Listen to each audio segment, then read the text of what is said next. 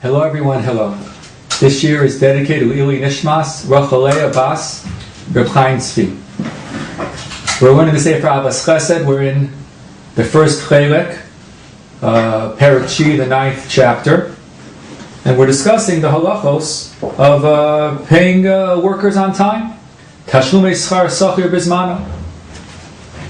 We've already discussed the basic halachos, that once you're obligated to pay a worker, so you have to pay him that day. There's a mitzvah. There's a mitzvah to pay him on the day that he works. B'yamo titein scharo. And there's a lav. If you wait already till the next day, then you violate a lav as well. So if you don't pay the worker that day and you wait all together to the next day, you violate an asay and you violate a lav.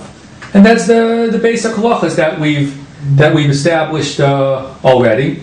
And the Chavetz Chaim is in the middle of discussing those halachas. We're up to basically the middle of the Perek Chi, and we'll continue from there. We'll be starting from Seif Tes. Okay. Achar shenishlam pula sachir, yesh lo lebal habayis lizoher shelo yotzi ma'osav b'schora, ki sheyodea al yidei zeh lo yachar kach b'meh l'shalim l'sachir. But this is very important. Once you're obligated to, you have a worker, and he finished his job, so now you're obligated to pay. Well, at that point, if you have money, you can't use that money to invest in some other investment, because then you won't have money to pay your worker. The Chavetz Chaim here is pointing out that once you're obligated to pay someone, then you better make sure you have the money to pay him. And if you have the money in the bank account, don't start making investments and buying stocks and other things, and you won't be able to pay your worker on time. So that's what this seif means. Oh.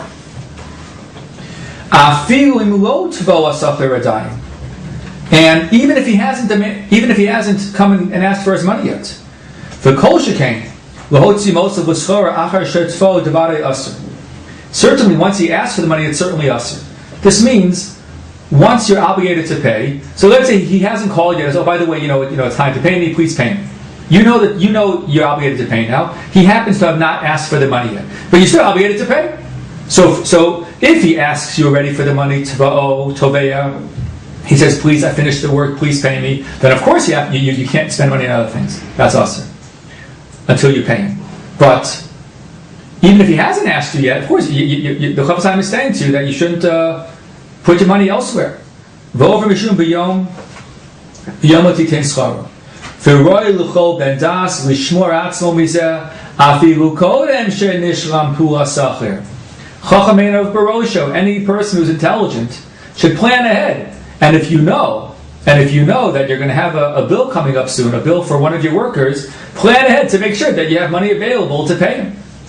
We saw already in the earlier seif. We saw in seif Zayin how the Chavetz Chaim took it so seriously. You have to pay this money on time, and the Chavetz Chaim discussed there taking a loan to pay off your obligations to somebody else. That we discussed in the previous class in Seif Zayin.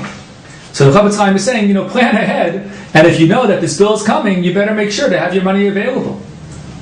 Very, very, it's halachic advice, and it's just good advice. It's halach, and it's good advice in general. Okay, that's Seif Tes.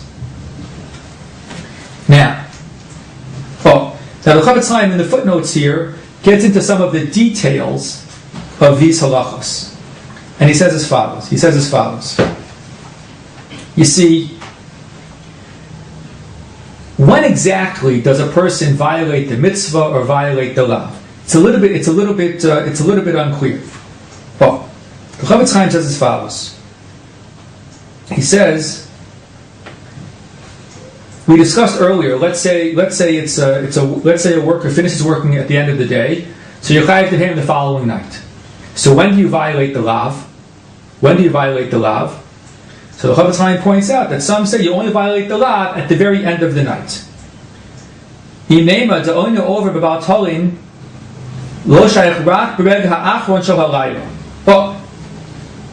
you only violate the lav at the very end of the night. But still, see,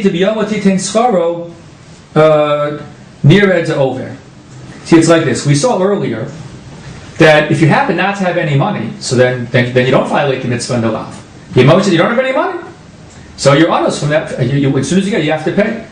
So the Chofetz Chaim's wondering, so Seif tests, if you spend the money before he makes the demand on you, so maybe, well, Lemaisa, when he asked for the money, I didn't have the money. So then maybe I don't violate anything. So the Chofetz Chaim says, even if you'll say